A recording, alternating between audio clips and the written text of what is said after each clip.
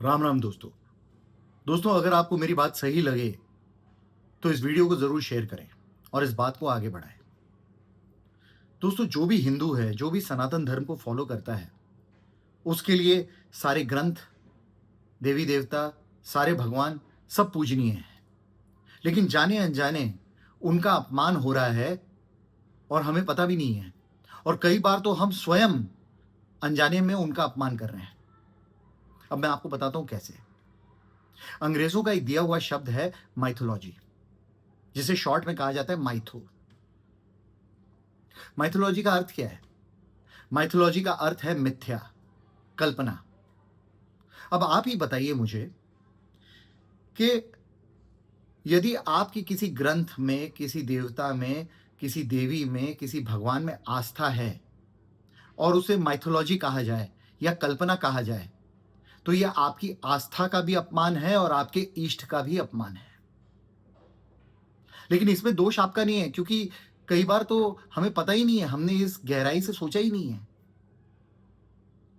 और आप देखेंगे तो ये शब्द सिर्फ हमारे धर्म के साथ ही जुड़ा है, किसी और धर्म के साथ जुड़ा हुआ नहीं है।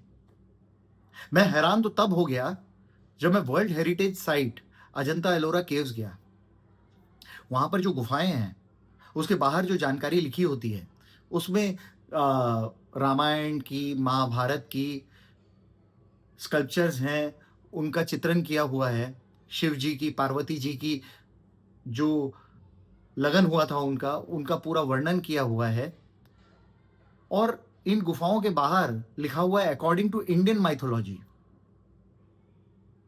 अब आप बताइए, मेरे लिए भगवान शिव पूजनीय हैं, अगर आप उन्हें काल्पनिक कहेंगे तो मुझे तो बुरा लगेगा।